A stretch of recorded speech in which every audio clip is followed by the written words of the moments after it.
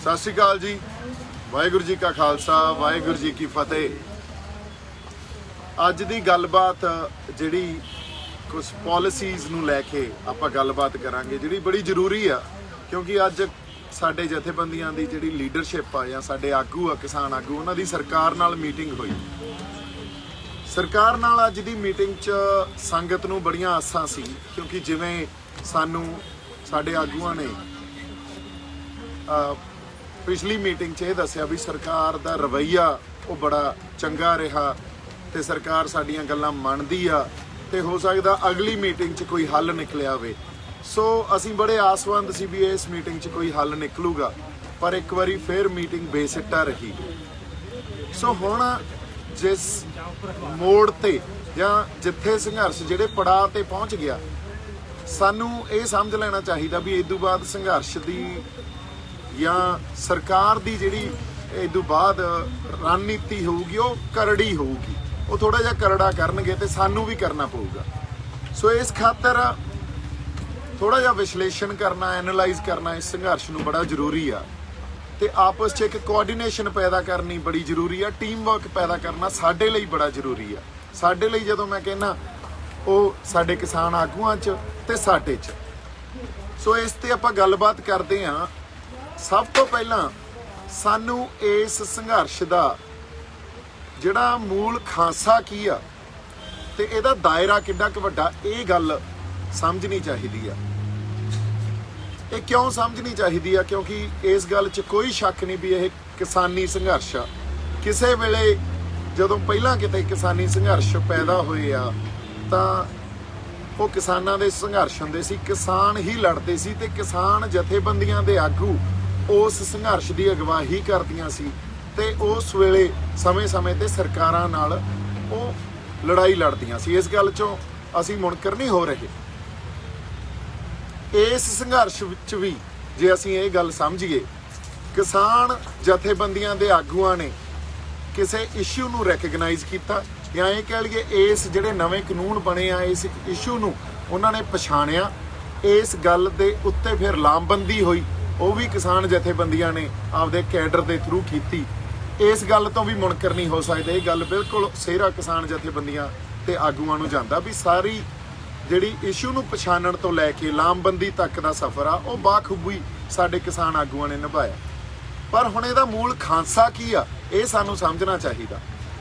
जो संघर्ष दा हुण रूप साडे सामने आ रहा ते जिस तरह की व्यापक पार्टिसिपेशन या शमूलीयत सामने आ रही आ, उस गल तो सानू ये गल समझ लैनी चाहिदी आ ते ये गल मन भी लैनी चाहिदी आ भी ये कल्ले किसानां दा संघर्ष नहीं रहा। हालांकि मैं भी किसान परिवार चों आ, सारी जिंदगी दादे ने प्यो ने किसानी ही कीती आ ते किसान परिवार नाल संबंधित आ, पर यह गल इस करके सानू समझ लेनी चाहिदी है क्योंकि इसदा दायरा बहुत वड्डा हो गया ते इस संघर्ष दा खासियत भी है। इस संघर्ष की इहदा खांसा जिहड़ा वो कल्ला किसानां दा संघर्ष नहीं रहा।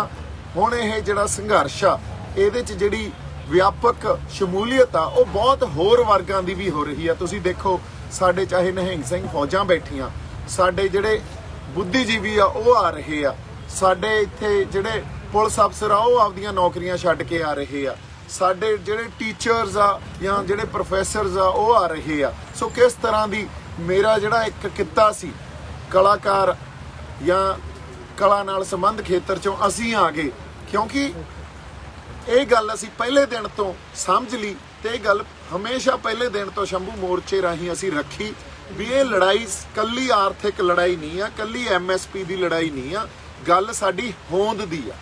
जदों होंद दी लड़ाई आ सो इहो जी व्यापक पार्टिसिपेशन होनी लाजमी सी ते वो सानूं देख भी रही आ। सो ये गल साडे किसान आगूआं नूं साडी बेनती आ भी ये गल उन्हां नूं मन लैनी चाहिदी आ। इस संघर्ष का जिहड़ा दायरा वो एडा वड्डा हो गया भी इस संघर्ष की अगवाही आ जिहड़ी वो अकाल पुरख वाहिगुरू आप कर रहे आ, वो साडियां अकलां तो गिनतियां। हाँ जी, सो इस संघर्ष का दायरा साडियां अकलां तो साडियां गिनतियां मिनतियां तो बहुत वड्डा हो चुकिया। ਉਹਦਾ ਪ੍ਰਤੱਖ ਉਦਾਹਰਨ ਸਾਡੇ ਸਾਹਮਣੇ ਇਹ ਆ ਵੀ जिस दिन 26 नवंबर ਨੂੰ ਅਸੀਂ शंभू तो तुरे सी ਤੇ ਕਿਸਾਨ ਜਥੇਬੰਦੀਆਂ ਦੇ ਜਾਂ ਸਾਡੇ ਆਗੂਆਂ ਦਾ ਜਿਹੜਾ ਪਲਾਨ ਇਹ ਸੀ ਵੀ ਅਸੀਂ ਸ਼ੰਭੂ ਤੇ ਬਹਿ ਜਾਾਂਗੇ ਜਾਂ ਉਧਰ ਖਨੌਰੀ ਵਾਲੇ ਪਾਸੇ ਖਨੌਰੀ ਬਹਿ ਜਾਣਗੇ ਜਾਂ ਜਿੱਥੋਂ ਵੀ ਅਸੀਂ ਦਿੱਲੀ ਪਰ ਅਕਾਲ ਪੁਰਖ ਵਾਹਿਗੁਰੂ ਦਾ ਵਰਤਾਰਾ ਇਹ ਵਾਪਰਿਆ ਵੀ ਉੱਥੇ ਅਕਾਲ ਪੁਰਖ ਵਾਹਿਗੁਰੂ ਨੇ ਸੰਗਤ ਦੇ ਰਾਹੀਂ ਆਪ ਫੈਸਲੇ ਦਵਾਏ। ਸੰਗਤ ਉਹਨਾਂ ਬਾਰਡਰਾਂ ਤੇ ਨਹੀਂ ਬੈਠੀ ਤੇ ਦਿੱਲੀ ਨੂੰ ਆ ਕੇ ਘੇਰ ਲਿਆ। ਬੋਲੇ ਸੋ ਨਿਹਾਲ। ਸੋ ਦਿੱਲੀ ਨੂੰ ਆ ਕੇ ਘੇਰ ਲਿਆ। ਜਦੋਂ ਅਸੀਂ ਦਿੱਲੀ ਨੂੰ ਘੇਰੀ ਬੈਠੇ ਆ, ਇਹ ਗੱਲ ਜਾਂ ਇਹ ਵਰਤਾਰਾ ਕਿਸੇ ਜਥੇਬੰਦੀ ਜਾਂ ਕਿਸੇ ਬੰਦੇ ਨੇ ਜਾਂ ਕਿਸੇ ਵਿਅਕਤੀ ਨੇ ਇਹ ਗੱਲ ਨਹੀਂ ਸੋਚੀ ਸੀ। ਇਹ ਉਹਨਾਂ ਗਿਣਤੀਆਂ ਮਿਹਨਤੀਆਂ ਤੋਂ ਤੇ ਸਾਡੀਆਂ ਅਕਲਾਂ ਤੋਂ ਪਰਾਂ ਦੀ ਗੱਲ ਹੋਈ। ਅਗਲੀ ਗੱਲ ਜਿਹੜੀ ਸਾਨੂੰ ਇੱਕ ਹੋਰ ਸਮਝ ਲੈਣੀ ਚਾਹੀਦੀ ਹੈ ਵੀ ਜਿੱਦਾਂ ਅਸੀਂ ਦਿੱਲੀ ਆ ਕੇ ਇੱਥੇ ਬੈਠੇ ਕੁੰਡਲੀ ਬਾਰਡਰ ਤੇ, ਉਦੋਂ ਜਥੇਬੰਦੀਆਂ ਦਾ ਫੈਸਲਾ ਇਹ ਸੀ ਵੀ ਬਰਾੜੀ ਦੇ ਗਰਾਊਂਡ 'ਚ ਚੱਲਦੇ ਆ, ਪਰ ਫਿਰ ਸੰਗਤ ਨੇ ਫੈਸਲਾ ਲਿਆ ਵੀ ਬਰਾੜੀ ਨਹੀਂ, ਅਸੀਂ ਤਾਂ ਇੱਥੇ ਹੀ ਬੈਠਾਂਗੇ। ਸੋ ਇਹ ਦੋ ਪ੍ਰਤੱਖ ਉਦਾਹਰਨਾਂ ਸਾਡੇ ਸਾਹਮਣੇ ਆ, ਜੀ ਤੋਂ ਸਾਨੂੰ ਇਹ ਪਤਾ ਲੱਗਦਾ ਵੀ ਇਹ ਸਾਡੀਆਂ ਗਿਣਤੀਆਂ ਮਿਹਨਤੀਆਂ ਤੋਂ, ਸਾਡੀਆਂ ਅਕਲਾਂ ਤੋਂ ਪਰਾਂ ਦੀਆਂ ਗੱਲਾਂ ਹੋ ਰਹੀਆਂ ਤੇ ਇਸ ਸੰਘਰਸ਼ ਦੀ ਅਗਵਾਈ ਅਕਾਲ ਪੁਰਖ ਵਾਹਿਗੁਰੂ ਆਪ ਕਰ ਰਹੇ ਆ। ਇੱਥੇ ਕਿਸੇ ਜਥੇਬੰਦੀ ਦੀ ਅਗਵਾਈ ਨਹੀਂ ਆ, ਕਿਸੇ ਵਿਅਕਤੀ ਦੀ ਅਗਵਾਈ ਨਹੀਂ ਆ। ਇਸ ਲਈ ਸਾਨੂੰ ਉਸ ਅਕਾਲ ਪੁਰਖ ਵਾਹਿਗੁਰੂ ਦੀ ਜਾਂ ਇੱਕ ਡਿਵਾਈਨ ਇੰਟਰਵੈਂਸ਼ਨ ਆ ਜਿਹਨੂੰ ਕਹਿੰਦੇ ਆ, ਜਾਂ ਜਿਹਨੂੰ ਕਹਿੰਦੇ ਆ ਵੀ ਅਧਿਆਤਮਕ ਜਿਹੜੀ ਗੱਲ ਵਾਪਰ ਰਹੀ ਹੈ, ਇਹਨੂੰ ਪਛਾਣ ਲੈਣਾ ਚਾਹੀਦਾ। ਸੋ ਉਸ ਗੱਲ ਨੂੰ ਪਛਾਣ ਕੇ ਇਹ ਗੱਲ ਮੰਨ ਲੈਣੀ ਚਾਹੀਦੀ ਆ ਵੀ ਅਕਾਲ ਪੁਰਖ ਵਾਹਿਗੁਰੂ ਜੋ ਕਰ ਰਿਹਾ ਉਹ ਉਹਦੀ ਰਜ਼ਾ 'ਚ ਹੋ ਰਿਹਾ ਤੇ ਸੰਗਤ ਰੂਪੀ ਫੈਸਲੇ ਦੇ ਰਾਹੀਂ ਹੋ ਰਿਹਾ। ਤੁਸੀਂ ਇਹ ਦੇਖੋ, ਇਹ ਗੱਲ ਬੜੀ ਬਾਕਮਾਲ ਆ ਵੀ ਸੰਗਤ ਦੇ ਫੈਸਲੇ, ਸੰਗਤ ਕਿਤੇ ਕੋਈ ਜਗ੍ਹਾ ਨਹੀਂ ਮਿਥੀ ਹੋਈ ਉਹਨਾਂ ਨੇ ਵੀ ਕਿਤੇ ਬੈਠ ਕੇ ਜਗ੍ਹਾ ਮਿਥੀ ਆ ਤੇ ਸੰਗਤ ਉੱਥੋਂ ਫੈਸਲੇ ਲੈ ਰਹੀ ਆ। ਨਹੀਂ, ਸੰਗਤ ਵਾਹਿਗੁਰੂ ਦੇ ਰਾਹੀਂ, ਅਕਾਲ ਪੁਰਖ ਵਾਹਿਗੁਰੂ ਦੇ ਰਾਹੀਂ ਉਹਨਾਂ ਦੇ ਮਨਾਂ 'ਚ ਹੀ ਗੱਲ ਵਸ ਜਾਂਦੀ ਆ ਤੇ ਥਾਂ ਤੇ ਹੀ ਫੈਸਲੇ ਲੈ ਲੈਂਦੀ ਆ। ਇਹ ਗੱਲ ਬਾਕਮਾਲ ਆ। ਇਹ ਗੱਲ ਪਹਿਲਾਂ ਕਦੇ ਨਹੀਂ ਦੇਖੀ ਗਈ ਸੀ। ਇਸ ਸੰਘਰਸ਼ 'ਚ ਪਹਿਲੀ ਵਾਰੀ ਇਹ ਗੱਲ ਸਾਡੇ ਸਾਹਮਣੇ ਆਈ ਹੈ। ਇਸੇ ਕਰਕੇ ਆਪਾਂ ਵਾਰ-ਵਾਰ ਇਹ ਗੱਲ ਕਹਿ ਰਹੇ ਹਾਂ ਵੀ ਇਹ ਇਤਿਹਾਸਕ ਵਰਤਾਰਾ ਵਾਪਰ ਰਿਹਾ। ਇਸ ਤਰ੍ਹਾਂ ਦਾ ਸੰਘਰਸ਼ ਪਹਿਲਾਂ ਨਾ ਕਦੇ ਪੈਦਾ ਹੋਇਆ ਤੇ ਹੋ ਸਕਦਾ ਆਉਣ ਵਾਲੇ ਸਮੇਂ 'ਚ ਜਦੋਂ ਤੱਕ ਉਸ ਅਕਾਲ ਪੁਰਖ ਵਾਹਿਗੁਰੂ ਦੀ ਰਜ਼ਾ ਨਾ ਹੋਊਗੀ ਉਦੋਂ ਤੱਕ ਐਡਾ ਵੱਡਾ ਸੰਘਰਸ਼ ਪੈਦਾ ਨਹੀਂ ਹੋਣਾ। ਸੋ ਇਸ ਸੰਘਰਸ਼ ਦਾ ਮੂਲ ਖਾਂਸਾ ਤੇ ਇਸ ਸੰਘਰਸ਼ ਦਾ ਦਾਇਰਾ ਇਹ ਸਾਨੂੰ ਸਮਝ ਲੈਣਾ ਚਾਹੀਦਾ ਕਿ ਇਹ ਸੰਘਰਸ਼ ਸੰਗਤ ਦਾ, ਇਹ ਸੰਘਰਸ਼ ਲੋਕਾਂ ਦਾ, ਇੱਥੇ ਕਿਸੇ ਜਥੇਬੰਦੀ ਜਾਂ ਕਿਸੇ ਵਿਅਕਤੀ ਦਾ ਗਲਬਾ ਨਹੀਂ ਹੈ ਇਸ ਸੰਘਰਸ਼ ਤੇ ਜੇ ਲੋਕਾਂ ਦਾ ਸੰਘਰਸ਼ ਆ ਫਿਰ ਲੋਕਾਂ ਦੀ ਜਾਂ ਲੋਕਾਂ ਦੇ ਜਿਹੜੇ ਨੁਮਾਇੰਦੇ ਆ ਉਹਨਾਂ ਦਾ ਸਾਨੂੰ ਰਿਪਰੈਜ਼ੈਂਟੇਸ਼ਨ ਲੈ ਲੈਣੀ ਚਾਹੀਦੀ ਆ। ਹੁਣ ਜਿਸ ਤਰ੍ਹਾਂ ਦਾ ਵਰਤਾਰਾ ਚੱਲ ਰਿਹਾ, ਜੋ ਅੱਜ ਵੀ ਸਰਕਾਰ ਨਾਲ ਮੀਟਿੰਗ ਹੋਈ, ਜਿਹੜਾ ਇੱਕ ਡੈਡਲੌਕ ਜਾਂ ਇਹ ਪੜਾਅ ਆਇਆ ਹੋਇਆ, ਇਹ ਡੈਡਲੌਕ ਦਾ ਪੜਾਅ ਆਇਆ ਹੋਇਆ, ਉਹ ਟੁੱਟ ਨਹੀਂ ਰਿਹਾ। 1 ਮਹੀਨਾ ਜਾਂ ਉਦੋਂ ਜ਼ਿਆਦਾ ਦਿਨ ਹੋ ਗਏ ਸਾਨੂੰ ਇੱਥੇ, 1 ਮਹੀਨਾ 4, 5, 6 ਦਿਨ ਹੋ ਗਏ ਹੋਣੇ ਆ ਬੈਠਿਆਂ ਨੂੰ ਤੇ ਡੈਡਲੌਕ ਟੁੱਟ ਨਹੀਂ ਰਿਹਾ। ਅਸੀਂ ਹਜੇ ਵੀ ਜਾਬਤੇ 'ਚ, ਅਸੀਂ ਚੜ੍ਹਦੀ ਕਲਾ 'ਚ ਤੇ ਸਾਡਾ ਏਕਾ ਵੀ ਬਰਕਰਾਰ ਆ। ਵਾਰ-ਵਾਰ ਆਪਾਂ ਇਹ ਗੱਲ ਕਹਿ ਰਹੇ ਹਾਂ ਵੀ ਕਿਸਾਨ ਮਜ਼ਦੂਰ ਏਕਤਾ ਜਿਹੜੀ ਜਿੰਦਾਬਾਦ। ਸੋ ਏਕਤਾ ਜਿਹੜਾ ਲਫ਼ਜ਼ ਆ, ਇਹ ਜਿਹੜਾ ਸਾਨੂੰ ਸਮਝ ਲੈਣਾ ਚਾਹੀਦਾ ਵੀ ਸਾਨੂੰ ਸਾਡੀ ਏਕਤਾ ਤਾਂ ਹੀ ਅਸੀਂ ਦਿਖਾ ਪਾਵਾਂਗੇ ਜੇ ਕੱਲਾ ਉਹ ਨਾਅਰਿਆਂ 'ਚ ਨਾ ਹੋਵੇ, ਜੋ ਪ੍ਰੈਕਟਿਸ 'ਚ ਵੀ ਜਾਂ ਸਾਰਾ ਡਿਸਕੋਰਸ ਜੋ ਚੱਲ ਰਿਹਾ ਉੱਥੇ ਵੀ ਸਾਨੂੰ ਦਿਖੇ। ਹੁਣ ਡਿਸਕੋਰਸ ਕੀ ਚੱਲ ਰਿਹਾ ਅੱਜ, ਜਿਹੜਾ ਡੈਡਲੌਕ ਕ੍ਰੀਏਟ ਹੋਇਆ ਉਸ ਡੈਡਲੌਕ ਨੂੰ ਤੋੜਨ ਦੇ ਲਈ ਜਾਂ ਸਾਡੀ ਰਣਨੀਤੀ ਘੜਨ ਲਈ ਸਾਡੇ ਕੋਲੇ ਕੁਝ ਆਈਡੀਆਜ਼ ਆ। ਥੋੜਾ ਜਿਹਾ ਇੱਧਰ ਨੂੰ ਘੁਮਾਓ ਜੀ। ਹਾਂਜੀ, ਸਾਡੇ ਕੋਲੇ ਕੁਝ ਆਈਡੀਆਜ਼ ਆ। ਉਹ ਆਈਡੀਆਜ਼ ਅਸੀਂ ਤੁਹਾਡੇ ਨਾਲ ਬੈਠ ਕੇ, ਖਾਸ ਤੌਰ ਤੇ ਕਿਸਾਨ ਜਥੇਬੰਦੀਆਂ ਦੀ ਲੀਡਰਸ਼ਿਪ ਨਾਲ ਬੈਠ ਕੇ ਡਿਸਕਸ ਕਰਨਾ ਚਾਹੁੰਦੇ ਆ, ਕਿਉਂਕਿ ਇਹ ਕੋਈ ਬਹੁਤ ਚੰਗੀ ਜਾਂ ਸੋਹਣੀ ਗੱਲ ਨਹੀਂ ਹੁੰਦੀ ਵੀ ਅਸੀਂ ਤੁਹਾਡੇ ਰੂਬਰੂ ਸੋਸ਼ਲ ਮੀਡੀਆ ਰਾਹੀਂ ਹੋਈਏ, ਹੋਰ ਸਾਡੇ ਕੋਲੇ ਕੋਈ ਰਾਹ ਨਾ ਹੋਵੇ ਤੇ ਤੁਸੀਂ ਸੋਸ਼ਲ ਮੀਡੀਆ ਰਾਹੀਂ ਅਟੈਕ ਕਰਨ ਲੱਗ ਜਾਓ ਤੇ ਆਈਡੀਆਜ਼ ਨੂੰ ਜਨਰੇਟ ਹੀ ਨਾ ਹੋਣ ਦਿਓ ਤੇ ਵਾਰ-ਵਾਰ ਇਹ ਗੱਲ ਪਰਸਨਲ ਅਟੈਕ ਰਾਹੀਂ ਕਹਿਣ ਲੱਗ ਜਾਓ ਵੀ ਇਹ ਤਾਂ RSS ਆ, ਇਹ ਤਾਂ ਏਜੰਸੀਆਂ ਦੇ ਬੰਦੇ ਆ, ਇਹ ਤਾਂ ਦੋ ਫਾੜ ਕਰ ਰਹੇ ਆ ਸੰਘਰਸ਼ ਨੂੰ। ਸੋ ਮੇਰੀ ਇੱਕ ਹੱਥ ਜੋੜ ਕੇ ਬੇਨਤੀ ਆ ਸਾਡੇ ਆਗੂਆਂ ਨੂੰ, ਤੁਹਾਡੀ ਅਗਵਾਈ 'ਚ ਇਹ ਸੰਘਰਸ਼ ਲੜ ਰਹੇ ਆ, ਤੁਹਾਡੀ ਅਗਵਾਈ 'ਚ ਸੰਘਰਸ਼ ਲੜਾਂਗੇ, ਪਰ ਤੁਸੀਂ ਸਾਡੇ ਜਿਹੜੇ ਕੋਈ ਸਲਾਹਾਂ ਜਾਂ ਆਈਡੀਆਜ਼ ਆ ਉਹਨੂੰ ਲਓ। ਜੇ ਤੁਹਾਨੂੰ ਚੰਗੇ ਲੱਗੇ ਤਾਂ ਤੁਸੀਂ ਮੰਨ ਲਿਓ, ਜੇ ਨਹੀਂ ਚੰਗੇ ਲੱਗੇ ਤਾਂ ਨਾ ਮੰਨਿਓ। ਸੋ ਅਗਵਾਈ ਤਾਂ ਤੁਹਾਡੀ ਆ। ਸੋ ਇਸ ਲਈ ਅਗਲੀ ਗੱਲ ਜਿਹੜੀ ਮੈਂ ਕਰਨੀ ਚਾਹੁੰਦਾ ਸੀ ਵੀ ਸਟੇਜ ਤੋਂ ਬੋਲਣ ਵਾਸਤੇ ਮੈਂ ਜਾਂ ਸਾਡਾ ਕੋਈ ਵੀ ਬੰਦਾ ਇੱਥੇ ਨਹੀਂ ਆਇਆ। ਅਸੀਂ ਸਟੇਜਾਂ ਤੋਂ ਬੋਲਣ ਨਹੀਂ ਆਏ। ਤੁਸੀਂ ਜੇ ਕਹਿ ਰਹੇ ਹੋ ਵੀ ਸਟੇਜਾਂ ਤੋਂ ਤੁਸੀਂ ਨੇੜੇ ਤੇੜੇ ਵੀ ਨਾ ਆਇਓ, ਨਾ ਬੋਲਿਓ, ਸਿਰ ਮੱਥੇ, ਹਜੇ ਵੀ ਸਿਰ ਮੱਥੇ। ਅਸੀਂ ਇਹ ਕਹਿ ਰਹੇ ਹਾਂ ਵੀ ਸਟੇਜ ਤੋਂ ਆਪਾਂ ਨਹੀਂ ਬੋਲਾਂਗੇ, ਪਰ ਅਸੀਂ ਇਕੱਠੇ ਬਹਿ ਕੇ ਗੱਲਬਾਤ ਆਪਸ 'ਚ ਤਾਂ ਕਰ ਸਕਦੇ ਹਾਂ। ਜੇ ਸਰਕਾਰ ਜਿਹੜੀ ਅੱਜ ਸਾਡੀ ਦੁਸ਼ਮਣ ਆ, ਜੇ ਤੁਸੀਂ ਉਹਨਾਂ ਨਾਲ ਇੰਨੀਆਂ ਮੀਟਿੰਗਾਂ ਕਰ ਸਕਦੇ ਹੋ ਤਾਂ ਸਾਡਾ ਤਾਂ ਕੋਈ ਪਰਸਨਲ ਵੈਰ ਹੀ ਨਹੀਂ ਨਾ, ਸਾਡਾ ਤਾਂ ਕੁਝ ਨਹੀਂ ਵੰਡਿਆ, ਤੇ ਅਸੀਂ ਆਪਸ 'ਚ ਬੈਠ ਕੇ ਵੀ ਗੱਲਬਾਤ ਕਰ ਸਕਦੇ ਹਾਂ। ਕੀ ਪਤਾ ਜਿਹੜਾ ਇਸ ਡੈਡਲੌਕ ਨੂੰ ਤੋੜਨ ਦਾ ਹੱਲ, ਕਈ ਵਾਰੀ ਸਾਨੂੰ ਲੱਗਦਾ ਹੁੰਦਾ ਵੀ ਹੱਲ ਇੱਕੋ ਪਾਸੇ ਪਿਆ, ਕੀ ਪਤਾ ਉਹ ਦੂਜੇ ਪਾਸੇ ਹੱਲ ਪਿਆ ਹੋਵੇ ਤੇ ਉਹ ਹੱਲ ਸਾਨੂੰ ਦੇਖ ਹੀ ਨਹੀਂ ਰਿਹਾ ਹੋਵੇ, ਤੇ ਅਸੀਂ ਉਹ ਹੱਲ ਤੁਹਾਨੂੰ ਦਿਖਾਉਣ 'ਚ ਆਪਦੀ ਥੋੜੀ ਬਹੁਤ ਹੈਲਪ ਕਰ ਦਈਏ, ਥੋੜੀ ਬਹੁਤ ਸਹਾਇਤਾ ਕਰ ਦਈਏ। ਸੋ ਇਸ ਖਾਤਰ ਮੇਰੀ ਤੁਹਾਨੂੰ ਜਿਹੜੀ ਬੇਨਤੀ ਆ ਹੱਥ ਜੋੜ ਕੇ ਵੀ ਇੱਕ ਤਾਂ ਸਾਨੂੰ ਕੋਆਰਡੀਨੇਸ਼ਨ ਆਪਸ 'ਚ ਬਣਾਉਣੀ ਚਾਹੀਦੀ ਆ। ਇਹ ਸਾਡੇ ਸੰਘਰਸ਼ ਲਈ ਵੀ ਜ਼ਰੂਰੀ ਆ। ਜੇ ਅਸੀਂ ਕੋਆਰਡੀਨੇਸ਼ਨ ਆਪਸ 'ਚ ਨਹੀਂ ਬਣਾ ਕੇ ਚੱਲਾਂਗੇ ਤਾਂ ਸਰਕਾਰਾਂ ਤਾਂ ਇਹ ਚਾਹੁੰਦੀਆਂ ਫਿਰ। ਔਰ ਜੇ ਕਿਤੇ ਜੇ ਸਾਡੇ ਵਖਰੇਵੇਂ ਵੀ ਸੀ, ਦੇਖੋ ਵਖਰੇਵੇਂ ਜਿਹੜੇ ਸੀ ਉਹ ਸਿਧਾਂਤਕ ਸੀ ਜਾਂ ਉਹ ਸੰਘਰਸ਼ ਦੇ ਪੈਂਤੜਿਆਂ ਨੂੰ, ਰਣਨੀਤੀ ਨੂੰ ਲੈ ਕੇ ਸੀ। ਵਖਰੇਵੇਂ ਕੋਈ ਪਰਸਨਲ ਵਖਰੇਵੇਂ ਥੋੜੀ ਆ ਆਪਣੇ। ਸੋ ਜੇ ਸਿਧਾਂਤਕ ਵਖਰੇਵਿਆਂ ਤੇ ਅਸੀਂ ਇੱਕ ਦੂਜੇ ਦੇ ਖਿਲਾਫ ਪੋਜੀਸ਼ਨ ਲੈ ਲਾਂਗੇ, ਇਹ ਤਾਂ ਪੋਲੀਟੀਕਲ ਪਾਰਟੀਆਂ ਕਰਦੀਆਂ ਹੁੰਦੀਆਂ ਵੀ ਜਿਹੜਾ ਸਾਡੇ ਖਿਲਾਫ ਸਿਧਾਂਤਕ ਤੌਰ ਤੇ ਪੋਜੀਸ਼ਨ ਲੈ ਜੇ ਉਹਨੂੰ ਤੁਸੀਂ ਹੁਣ ਪਰਸਨਲ ਅਟੈਕ ਕਰਨਾ ਸ਼ੁਰੂ ਕਰ ਦਿਓ। ਸੋ ਪਰਸਨਲ ਅਟੈਕ ਅੱਜ ਤੱਕ ਮੈਂ ਆਪਦੇ ਕਿਸੇ ਗੱਲ 'ਚ ਜਾਂ ਸਾਡੇ ਕਿਸੇ ਬੰਦੇ ਨੇ ਜਥੇਬੰਦੀਆਂ ਦੇ ਆਗੂਆਂ ਤੇ ਕੋਈ ਪਰਸਨਲ ਅਟੈਕ ਨਹੀਂ ਕੀਤਾ।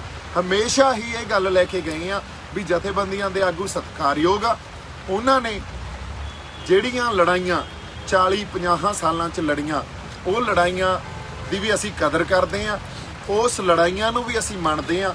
ਪਰ ਜਿਸ ਤਰ੍ਹਾਂ ਦਾ ਸੰਘਰਸ਼ ਹੁਣ ਇਹ ਪੈਦਾ ਹੋ ਗਿਆ ਜਾਂ ਜਿਸ ਤਰ੍ਹਾਂ ਦਾ ਵਰਤਾਰਾ ਚੱਲ ਰਿਹਾ, ਉੱਥੇ ਕਈ ਵਾਰੀ ਪੁਰਾਣੇ ਪੈਂਤੜੇ ਜਾਂ ਪੁਰਾਣੀਆਂ ਜਿਹੜੀਆਂ ਰਣਨੀਤੀਆਂ ਉਹ ਨਹੀਂ ਕੰਮ ਆਉਂਦੀਆਂ। ਸਾਨੂੰ ਨਵੇਂ ਪੈਂਤਰੇ ਤੇ ਨਵੀਂ ਰਣਨੀਤੀ ਘੜਨੀ ਪੈਂਦੀ ਆ, ਸਮੇਂ ਦੇ ਅਨੁਸਾਰ ਰਣਨੀਤੀ ਬਦਲਣੀ ਪੈਂਦੀ ਆ। ਇਸ ਖਾਤਰ ਮੇਰੀ ਬੇਨਤੀ ਆ ਵੀ ਅਸੀਂ ਆਪਸ 'ਚ ਕੋਆਰਡੀਨੇਸ਼ਨ ਬਣਾਈਏ। ਤੁਸੀਂ ਸਾਡੀ ਰਿਪਰੈਜ਼ੈਂਟੇਸ਼ਨ ਵੀ ਲਓ, ਅਸੀਂ ਤੁਹਾਨੂੰ ਸਲਾਹਾਂ ਦਈਏ ਤੇ ਅਸੀਂ ਆਪਸ 'ਚ ਜਦੋਂ ਮਿਲ ਕੇ ਬੈਠਾਂਗੇ। ਮੈਂ ਇੱਕ ਵਾਰੀ ਫੇਰ ਕਹਿੰਦਾ, ਜੇ ਤੁਹਾਡੇ ਮੇਰੇ ਨਾਲ ਚਲੋ ਇੱਕ ਪਰਸਨਲ ਗੱਲ ਆਪਾਂ ਸ਼ੇਅਰ ਕਰ ਲੈਂਦੇ ਆ। ਤੀਜੇ ਚੌਥੇ ਦਿਨ ਸੰਘਰਸ਼ ਦੇ ਮੈਂ ਰਾਤ ਨੂੰ ਮੁੰਡਿਆਂ ਨੂੰ, ਸਾਡੇ ਯੂਥ ਨੂੰ ਮਿਲਦਾ, ਸਟੇਜ ਦੇ ਆਸ-ਪਾਸ ਫਿਰ ਰਿਹਾ ਸੀ, ਤਾਂ ਉੱਥੇ ਜਿਹੜੇ ਮਨਜੀਤ ਰਾਏ ਆ ਜਿਨ੍ਹਾਂ ਨੇ ਕਾਫੀ ਕੁਝ ਬੋਲਿਆ ਮੇਰੇ ਖਿਲਾਫ, ਕਾਫੀ ਕੁਝ ਬੋਲਿਆ ਜਾਂ ਹੋਰ ਵੀ ਬੜਾ ਕੁਝ ਬੋਲਿਆ ਸਾਰੇ ਬੰਦਿਆਂ ਦੇ ਖਿਲਾਫ, ਉਹਨਾਂ ਨੇ ਮੈਨੂੰ ਬੁਲਾ ਲਿਆ। 2-3 ਸਾਡੇ ਕਿਸਾਨ ਜਥੇਬੰਦੀਆਂ ਦੇ ਆਗੂ ਸੀਗੇ ਤੇ ਉਹ ਕਹਿੰਦੇ ਜੀ ਤੁਹਾਡੇ ਨਾਲ ਗੱਲ ਕਰਨੀ ਆ। ਮੈਂ ਕਿਹਾ ਪਲੀਜ਼ ਕਰੋ ਜੀ। ਕਹਿੰਦੇ ਆਪਾਂ ਮਿਲ ਕੇ ਬੈਠਾਂਗੇ ਤੇ ਆਪਾਂ ਗੱਲਬਾਤ ਕਰਾਂਗੇ, ਪਰ ਸਾਡਾ ਗੁੱਸਾ ਇਹ ਆ ਵੀ ਤੁਸੀਂ ਸਾਨੂੰ ਜਿਹੜੀਆਂ ਗੱਲਾਂ ਕਹੀਆਂ ਵੀ ਪ੍ਰੀਤੀ ਭੋਜ ਕਰਕੇ ਆਉਣੇ ਹੋ ਅਸੀਂ ਸਰਕਾਰ ਨਾਲ, ਤੁਸੀਂ ਇਹ ਗੱਲ ਕਹੀ ਤੇ ਇਹ ਸਾਡੇ ਦਿਲਾਂ ਨੂੰ ਲੱਗ ਗਈ। ਮੈਂ ਉਹਨਾਂ ਨੂੰ ਕਿਹਾ ਜੀ ਇਹ ਗੱਲ ਜਿਹੜੀ ਸੀ ਨਾ, ਇਹ ਸਿੰਬੋਲਿਕ ਗੱਲ ਸੀ। ਪ੍ਰੀਤੀ ਭੋਜ ਕਈ ਵਾਰੀ ਜਦੋਂ ਅਸੀਂ ਸੰਘਰਸ਼ ਜਾਂ ਲੜਾਈ ਲੜਦੇ ਆ ਉਦੋਂ ਸਿੰਬੋਲਿਕ ਗੱਲਾਂ ਦਾ ਵੀ ਧਿਆਨ ਰੱਖਣਾ ਪੈਂਦਾ ਹੁੰਦਾ। ਇਹ ਸਿੰਬੋਲਿਕ ਗੱਲ ਸੀ, ਉਹਨਾਂ ਪੈਂਤੜਿਆਂ ਦਾ ਵੀ ਧਿਆਨ ਰੱਖਣਾ ਪੈਂਦਾ ਹੁੰਦਾ। ਪਰ ਜੇ ਤੁਹਾਡਾ ਦਿਲ ਦੁਖਿਆ ਮੇਰੀ ਕਿਸੇ ਗੱਲ ਤੋਂ, ਤਾਂ ਮੈਂ ਸਾਰੇ ਜਥੇਬੰਦੀਆਂ ਦੇ ਆਗੂਆਂ ਤੋਂ ਮਾਫੀ ਮੰਗਦਾ। ਇਸ ਗੱਲ 'ਚ ਆਪਾਂ ਕੋਈ ਹੰਕਾਰ ਜਾਂ ਇਨਸਿਕਿਉਰਿਟੀ ਲੈ ਕੇ ਥੋੜੀ ਚੱਲ ਰਹੇ ਆ। ਸੋ ਕੋਈ ਸਿੱਖ ਜਾਂ ਗੁਰੂ ਨਾਨਕ ਸਾਹਿਬ ਤੋਂ ਜਿਹੜਾ ਜਜ਼ਬਾ ਲੈ ਕੇ ਆਪਾਂ ਤੁਰੇ ਆ, ਉੱਥੇ ਕੋਈ ਹੰਕਾਰ ਤੇ ਇਨਸਿਕਿਉਰਿਟੀ ਨਹੀਂ ਆ, ਕੋਈ ਈਗੋ ਨਹੀਂ ਆ। ਤੇ ਅਸੀਂ ਮਾਫੀ ਮੰਗਦੇ ਆ ਜੇ ਤੁਹਾਡਾ ਦਿਲ ਦਿਖਾਇਆ ਤਾਂ। ਉਹ ਕਹਿੰਦੇ ਠੀਕ ਆ, ਕੋਈ ਗੱਲ ਨਹੀਂ, ਫਿਰ ਅਸੀਂ ਦੱਸਾਂਗੇ। ਉਸ ਤੋਂ ਬਾਅਦ ਮੇਰੇ ਨਾਲ ਕੋਈ ਰਾਬਤਾ ਨਹੀਂ ਬਣਾਇਆ। ਦੂਜੇ ਤੀਜੇ ਦਿਨ ਇਨਫੈਕਟ ਮਤਾ ਪਾਤਾ ਵੀ ਦੀਪ ਸਿੱਧੂ ਨੂੰ ਸਟੇਜ ਦੇ ਆਸ-ਪਾਸ ਵੀ ਅਸੀਂ ਫਟਕਣ ਨਹੀਂ ਦੇਵਾਂਗੇ। ਮੈਂ ਕਿਹਾ ਇਹ ਵੀ ਸਿਰ ਮੱਥੇ ਜੀ। ਸੋ ਗੱਲ ਇਹ ਆ ਵੀ ਸਾਨੂੰ ਹੁਣ ਕਿਸੇ ਤਰ੍ਹਾਂ ਦਾ ਹੰਕਾਰ, ਕਿਸੇ ਤਰ੍ਹਾਂ ਦੀ ਇਨਸਿਕਿਉਰਿਟੀ ਨਹੀਂ ਹੋਣੀ ਚਾਹੀਦੀ। ਹੰਕਾਰ ਸਾਨੂੰ ਆਪਦੀਆਂ ਪੋਜੀਸ਼ਨਾਂ ਦਾ ਹੁੰਦਾ। ਜਦੋਂ ਅਸੀਂ ਇਹ ਗੱਲ ਮੰਨ ਲਈਏ ਵੀ ਅਕਾਲ ਪੁਰਖ ਵਾਹਿਗੁਰੂ ਨੇ ਇਹ ਜਿਹੜਾ ਵਰਤਾਰਾ ਸਾਰਾ ਅਕਾਲ ਪੁਰਖ ਵਾਹਿਗੁਰੂ ਦੀ ਅਗਵਾਈ 'ਚ ਵਾਪਰ ਰਿਹਾ, ਤਾਂ ਫਿਰ ਸਾਨੂੰ ਕਿਸੇ ਤਰ੍ਹਾਂ ਦਾ ਹੰਕਾਰ ਨਹੀਂ ਆ। ਤੇ ਜੇ ਅਸੀਂ ਇਹ ਗੱਲ ਮੰਨ ਲਈਏ ਵੀ ਸਾਡੀ ਪੋਜੀਸ਼ਨ ਜਾਂ ਸਾਡੀ ਜਥੇਬੰਦਕ ਢਾਂਚੇ ਦਾ ਕਿੰਨਾ ਕੁ ਮਜ਼ਬੂਤ ਹੋਣਾ, ਉਹ ਵੀ ਅਕਾਲ ਪੁਰਖ ਵਾਹਿਗੁਰੂ ਨੇ ਦੇਣਾ, ਕਿਉਂਕਿ ਦੇਖੋ ਅਕਾਲ ਪੁਰਖ ਵਾਹਿਗੁਰੂ ਵੱਡੀਆਂ ਵੱਡੀਆਂ ਪੋਜੀਸ਼ਨਾਂ ਦੇ ਦਿੰਦਾ ਹੁੰਦਾ ਤੇ ਮਿੰਟਾਂ 'ਚ ਹੀ ਉਹਨਾਂ ਪੋਜੀਸ਼ਨਾਂ ਨੂੰ ਖਿੱਚ ਲਿਜਾਂਦਾ। ਸੋ ਇਸ ਖਾਤਰ ਇੱਥੇ ਕ੍ਰੈਡਿਟ ਕਿਸੇ ਨੂੰ ਨਹੀਂ, ਸਾਨੂੰ ਇਹ ਕ੍ਰੈਡਿਟ ਵਾਰ 'ਚ ਨਹੀਂ ਪੈਣਾ ਚਾਹੀਦਾ ਵੀ ਸਾਰਾ ਸਿਹਰਾ ਸਾਡੇ ਸਿਰ ਤੇ ਬੰਨਿਆ ਜਾਵੇ, ਜਾਂ ਸਾਡੀ ਪੋਜੀਸ਼ਨ ਡਾਊਨ ਹੁੰਦੀ ਆ, ਜਾਂ ਇਹ ਗੱਲ ਵੀ ਸਾਡਾ ਜਥੇਬੰਦਕ ਢਾਂਚਾ ਕਮਜ਼ੋਰ ਹੁੰਦਾ ਜੇ ਦੂਜੇ ਬੰਦਿਆਂ ਨੂੰ ਅੱਗੇ ਲੈ ਕੇ ਆਉਣੇ ਆ ਜਾਂ ਉਹਨਾਂ ਨਾਲ ਗੱਲਬਾਤ ਕਰਦੇ ਆ। ਸਾਨੂੰ ਇਸ ਹਉਮੈ ਤੋਂ, ਸਾਨੂੰ ਐਰੋਗੈਂਸ ਤੋਂ, ਸਾਨੂੰ ਇਨਸਿਕਿਉਰਿਟੀ ਤੋਂ ਨਿਕਲਣਾ ਚਾਹੀਦਾ, ਸਾਨੂੰ ਤੰਗ ਨਜ਼ਰੀ ਚੋਂ ਵੀ ਨਿਕਲਣਾ ਚਾਹੀਦਾ। ਇਹ ਗੱਲ ਇਕੱਲੇ ਮੈਂ ਕਿਸਾਨ ਜਥੇਬੰਦੀਆਂ ਦੇ ਆਗੂ ਨਹੀਂ, ਮੈਂ ਆਪਦੇ ਆਪ ਨੂੰ ਵੀ ਕਹਿ ਰਿਹਾ ਇਹ ਗੱਲ। ਸੋ ਸਾਨੂੰ ਇੱਕ ਵਾਰੀ ਕੋਆਰਡੀਨੇਟ ਕਰਕੇ ਆਪਸ 'ਚ ਟੀਮ ਵਰਕ ਪੈਦਾ ਕਰਨਾ ਚਾਹੀਦਾ, ਉਸ ਟੀਮ ਵਰਕ ਦੇ ਰਾਹੀਂ ਗਾਂਹ ਵਧਣਾ ਚਾਹੀਦਾ ਤਾਂ ਕਿ ਇਹ ਡੈਡਲੌਕ ਟੁੱਟ ਸਕੇ, ਸਾਡੀ ਜਿੱਤ ਹੋਵੇ, ਸਾਡੇ ਜਿਹੜੇ ਸੰਘਰਸ਼ੀ ਬੰਦੇ ਆ ਉਹ ਇੱਥੋਂ ਜਿੱਤ ਕੇ ਜਾਣ, ਇੱਕ ਨਵਾਂ ਆਪਾਂ ਪੰਜਾਬ ਸਿਰਜੀਏ, ਨਵਾਂ ਸਮਾਜ ਸਿਰਜੀਏ, ਕਿਸਾਨਾਂ ਦੀ ਜਿੱਤ ਹੋਵੇ। ਉਸ ਅਕਾਲ ਪੁਰਖ ਵਾਹਿਗੁਰੂ ਦਾ ਅਸੀਂ ਸ਼ੁਕਰਾਨਾ ਕਰੀਏ ਜਿਨੇ ਸਾਨੂੰ ਜਗਾਇਆ, ਜਿਨੇ ਇਹ ਜਜ਼ਬਾ ਸਾਡੇ ਅੰਦਰ ਭਰਤਾ ਤੇ ਜਿਨੇ ਰਾਤੋਂ ਰਾਤ ਸਾਨੂੰ ਜ਼ੀਰੋ ਤੋਂ ਹੀਰੋ ਬਣਾਤਾ। ਸੋ ਇਸ ਡਿਵਾਈਨ ਇੰਟਰਵੈਂਸ਼ਨ ਨੂੰ ਸਾਨੂੰ ਸਮਝਣਾ ਚਾਹੀਦਾ, ਏਕਾ ਬਰਕਰਾਰ ਰੱਖੀਏ, ਉਸ ਏਕੇ ਨੂੰ ਇਕੱਲੇ ਨਾਰਿਆਂ 'ਚ ਨਹੀਂ ਸਾਡੇ ਡਿਸਕੋਰਸ 'ਚ ਵੀ ਦਿਖਾਈਏ। ਤੇ ਬਾਕੀ ਸਾਡੀ ਸੰਗਤ ਇੱਥੇ ਦੇਖੋ, ਅਸੀਂ ਸਾਡੀ ਬੇਬੇ ਦੀ ਰਸੋਈ 'ਚ ਬੈਠੇ ਆ, ਸਾਰੇ ਪ੍ਰਸ਼ਾਦਾ ਛਕ ਰਹੇ ਸੀ। ਇਨ ਬਿਟਵੀਨ ਸਾਡੀਆਂ ਮਾਤਾਵਾਂ ਬੈਠੀਆਂ ਤੇ ਇਨ ਬਿਟਵੀਨ ਇਹ ਗੱਲਾਂ ਜਿਹੜੀਆਂ ਇੱਥੇ ਅਸੀਂ ਕਰਦੇ ਰਹੇ ਆ, ਕਰਦੇ ਰਹਿੰਦੇ ਆ। ਸੰਗਤ ਵਾਰ ਵਾਲੇ ਗੱਲ ਲੈ ਕੇ ਆਉਂਦੀ ਆ ਵੀ ਸਾਡੀ ਜਿਹੜੀ ਗੱਲ ਆ ਉਹ ਕਿਸਾਨ ਜਥੇਬੰਦੀਆਂ ਦੇ ਆਗੂਆਂ ਤੱਕ ਪਹੁੰਚਣੀ ਚਾਹੀਦੀ ਆ ਤੇ ਜਥੇਬੰਦੀਆਂ ਦੇ ਜਿਹੜੇ ਸਾਡੇ ਆਗੂ ਆ ਉਹ ਗੱਲ ਸੁਣੇ ਤਾਂ ਕਿ ਡਿਸਕਨੈਕਟ ਨਾ ਪੈਦਾ ਹੋਵੇ ਔਰ ਵਾਰ-ਵਾਰ ਅਸੀਂ ਪਰਸਨਲ ਅਟੈਕਸ ਤੇ ਨਾ ਜਾਈਏ। ਮੇਰੇ ਖਿਆਲ 'ਚ ਇਹ ਕੋਈ ਬਾਹਲੀ ਵਧੀਆ ਗੱਲ ਨਹੀਂ ਹੁੰਦੀ। ਪਰਸਨਲ ਅਟੈਕ ਜਿਹੜੇ ਹੁੰਦੇ ਆ ਉਹ ਬਹੁਤ ਹੋਸ਼ੇ ਲੋਕ ਕਰਦੇ ਆ, ਸਾਡੇ ਕਿਰਦਾਰ ਵੀ ਉਦੋਂ ਉੱਚੇ ਆ ਤੇ ਸਾਡੇ ਕੋਲੇ ਜਿਹੜੀ ਮੱਤ ਜਿਹੜੀ ਉੱਚੀ ਆ, ਮਨ ਨੀਵਾਂ, ਉਹ ਅਕਾਲ ਪੁਰਖ ਵਾਹਿਗੁਰੂ ਨੇ ਸਾਨੂੰ ਬਖਸ਼ਿਆ। ਸਾਨੂੰ ਉਸ ਪ੍ਰੈਕਟਿਸ ਨੂੰ ਆਪਦੇ ਅੰਦਰ ਵਸਾਉਣਾ ਚਾਹੀਦਾ। ਗੁਰੂ ਨਾਨਕ ਸਾਹਿਬ ਨੇ ਸਾਨੂੰ ਜਿਹੜਾ ਸਰਬੱਤ ਦੇ ਭਲੇ ਦਾ ਇੱਕ ਅਸੂਲ ਜਾਂ ਸਰਬੱਤ ਦੇ ਭਲੇ ਦਾ ਜਿਹੜਾ ਫਲਸਫਾ ਸਿਖਾਇਆ, ਉਸ ਫਲਸਫੇ ਨੂੰ ਸਾਨੂੰ ਆਪਦੇ ਅੰਦਰ ਵਸਾਉਣਾ ਚਾਹੀਦਾ। ਸਾਰੇ ਹੀ ਸਾਡੇ ਆ, ਕੋਈ ਵਖਰੇਵੇਂ ਜਿਹੜੇ ਉਹ ਸਿਧਾਂਤਕ ਤੌਰ ਤੇ ਹਮੇਸ਼ਾ ਹੀ ਹੁੰਦੇ ਆ, ਪਰ ਉਹਨਾਂ ਵਖਰੇਵਿਆਂ ਦੇ ਚੱਲਦੇ ਅਸੀਂ ਆਪਸ 'ਚ ਖਿਲਾਫ ਪੋਜੀਸ਼ਨਾਂ ਨਹੀਂ ਲੈਂਦੇ ਹੁੰਦੇ। ਸੋ ਇਸ ਕਰਕੇ ਹੁਣ ਕਿਸੇ ਨੂੰ ਏਜੰਸੀਆਂ ਦਾ ਕਹਿ ਦੇਣਾ, ਕਿਸੇ ਨੂੰ ਕੋਈ ਹੋਰ ਜਿਹੜੇ ਅਸੀਂ ਟੈਗ ਦੇ ਦੇਣੇ, ਇਹ ਗੱਲਾਂ ਬੜੀਆਂ ਛੋਟੀਆਂ। ਇਹਨਾਂ ਗੱਲਾਂ ਤੋਂ ਜਾਂ ਇਹ ਜਿਹੜੀ ਸਾਡੇ 'ਚ ਬੇਭਰੋਸੇ ਪੈਦਾ ਹੋਏ ਆ, ਇਹਨਾਂ ਗੱਲਾਂ ਤੋਂ ਪਰਾਂ ਉੱਠੀਏ ਤੇ ਅਸੀਂ ਆਪਸ 'ਚ ਕੋਆਰਡੀਨੇਸ਼ਨ ਬਣਾ ਕੇ ਚੱਲੀਏ। ਬਾਕੀ ਜਿਹੜੀ ਗੱਲ ਆਪਾਂ ਇਹ ਕਰਨੀ ਸੀ ਵੀ ਕਈ ਵਾਰੀ ਸਟੇਟ ਦਾ ਨਾ ਜਿਹੜਾ ਖਾੜਕੂ ਸੰਘਰਸ਼ ਦੇ ਦੌਰਾਨ ਇੱਕ ਨੈਰੇਟਿਵ ਰਿਹਾ ਪੰਜਾਬ ਨੂੰ ਡਰਾਉਣ ਦਾ ਜਾਂ ਪੰਜਾਬ 'ਚ ਡਰ ਪੈਦਾ ਕਰਨ ਦਾ, ਸਾਡੀ ਮਾਨਸਿਕਤਾ 'ਚ ਡਰ ਪੈਦਾ ਕਰਨ ਦਾ, ਉਹ ਸਟੇਟ ਜਾਂ ਸਰਕਾਰ ਹੁਣ ਵੀ ਵਰਤ ਰਹੀ ਹੈ। ਹੁਣ ਵੀ ਉਹੀ ਨੈਰੇਟਿਵ ਵਰਤ ਕੇ ਤੇ ਕਿਸਾਨ ਆਗੂ ਕਈ ਵਾਰੀ ਉਸ ਨੈਰੇਟਿਵ ਤੋਂ ਡਰ ਜਾਂਦੇ ਆ। ਦੇਖੋ, ਸਿੱਖ ਜਿਹੜਾ ਉਹ ਕਦੇ ਵੀ ਹਿੰਸਕ ਨਹੀਂ ਹੁੰਦਾ। ਸਿੱਖ ਨੇ ਕਦੇ ਵੀ ਹਿੰਸਾ ਸਿੱਖੀ ਹੋਈ ਨਹੀਂ। ਹਥਿਆਰ ਤਾਂ ਅਸੀਂ ਜਰਵਾਣੇ ਦੀ ਭੱਖਿਆ ਤੇ ਗਰੀਬਾਂ ਦੀ ਰੱਖਿਆ ਕਰਨ ਵਾਸਤੇ ਚੱਕਦੇ ਰਹੇ ਆ ਤੇ ਸਿੱਖ ਦੇ ਮਨ 'ਚ ਕਦੇ ਵੀ ਹਿੰਸਾ ਪੈਦਾ ਨਹੀਂ ਹੁੰਦੀ ਤੇ ਉਹ ਹਿੰਸਾ ਕਦੇ ਹਥਿਆਰ ਨਹੀਂ ਚੁਕਾਉਂਦੀ। ਸੋ ਇਸ ਕਰਕੇ ਉਸ ਮਾਨਸਿਕਤਾ ਤੋਂ, ਉਸ ਡਰ ਤੋਂ ਕਿਸਾਨ ਜਥੇਬੰਦੀਆਂ ਦੇ ਆਗੂਆਂ ਨੂੰ ਬੇਨਤੀ ਆ ਵੀ ਪਲੀਜ਼ ਉਸ ਡਰ ਤੋਂ ਪਰਾਂ ਹੋ। ਸਰਕਾਰ ਨੇ ਇਹ ਗੱਲਾਂ ਵਾਰ-ਵਾਰ ਸਿਰਜਣੀਆਂ, ਤੁਸੀਂ ਜਾਂ ਅਸੀਂ ਇਹਦਾ ਸ਼ਿਕਾਰ ਨਹੀਂ ਹੋਣਾ। ਅਸੀਂ ਕਿੰਨੇ ਜਾਬਤੇ 'ਚ ਰਹਿ ਕੇ, ਇੱਕ ਬਾਕਮਾਲ ਜਾਬਤਾ ਤੇ ਡਿਸਪਲਿਨ 'ਚ ਰਹਿ ਕੇ ਇਹ ਸੰਘਰਸ਼ ਲੜ ਰਹੇ ਆ। ਇਹ ਡਿਸਪਲਿਨ ਤੇ ਜਾਬਤਾ ਵੀ ਕਾਇਮ ਰਹੂਗਾ, ਤੁਹਾਡੀ ਜਿਹੜੀ ਅਗਵਾਈ ਵੀ ਕਾਇਮ ਰਹੂਗੀ। ਸਾਡੀ ਹੱਥ ਜੋੜ ਕੇ ਬੇਨਤੀ ਆ ਵੀ ਅਸੀਂ ਮਿਲ ਕੇ ਗੱਲਬਾਤ ਰਾਹੀਂ ਗੱਲਾਂ ਨੂੰ ਸਮਝੀਏ, ਆਈਡੀਆਜ਼ ਨੂੰ ਡਿਸਕਸ ਕਰੀਏ, ਆਈਡੀਆਜ਼ ਨੂੰ ਫਿਰ ਇੰਪਲੀਮੈਂਟ ਕਰੀਏ। ਇੰਨੀਆਂ ਕੁ ਗੱਲਾਂ ਤੁਹਾਡੇ ਨਾਲ ਕਰਨੀਆਂ ਸੀ। ਸਾਡੇ ਵੱਲੋਂ ਬਹੁਤ ਸਾਰਾ ਪਿਆਰ ਤੇ ਸਤਿਕਾਰ। ਜਿਉਂਦੇ ਵਸਦੇ ਰਹੋ ਤੇ ਸਪੈਸ਼ਲੀ ਸਾਡੇ ਆਗੂਆਂ ਲਈ ਬੜਾ ਪਿਆਰ ਤੇ ਸਤਿਕਾਰ, ਕਿਉਂਕਿ ਕੋਈ ਪਰਸਨਲ ਆਪਣੀ ਲੜਾਈ ਨਹੀਂ ਆ। ਕਈ ਵਾਰੀ ਸਿਧਾਂਤਾਂ 'ਚ ਵਖਰੇਵੇਂ ਹੋ ਸਕਦੇ ਆ ਤੇ ਉਹਨਾਂ ਨੂੰ ਅਸੀਂ ਆਪਸ 'ਚ ਬਹਿ ਕੇ ਨਜਿੱਠ ਸਕਦੇ ਆ। ਇਹ ਵੀ ਕੋਈ ਬੜੀ ਵੱਡੀ ਗੱਲ ਨਹੀਂ ਹੁੰਦੀ ਤੇ ਇਸ ਡੈਡਲੌਕ ਦਾ ਵੀ ਜਿਹੜਾ ਹੱਲ ਆ ਉਹ ਹੈਗਾ। ਹੱਲ ਨਿਕਲੇ ਆਉਂਦੇ ਹੁੰਦੇ ਆ। ਸਿਰ ਜੋੜ ਕੇ ਬੈਠੀਏ। ਮੇਰੇ ਵੱਲੋਂ ਇੱਕ ਵਾਰੀ ਫਿਰ ਆਬਾਦ ਰਹੋ, ਖੁਸ਼ ਰਹੋ, ਸਤਿਕਾਰ, ਪਿਆਰ। ਸਤਿ ਸ਼੍ਰੀ ਅਕਾਲ। ਵਾਹਿਗੁਰੂ ਜੀ ਕਾ ਖਾਲਸਾ, ਵਾਹਿਗੁਰੂ ਜੀ ਕੀ ਫਤਿਹ।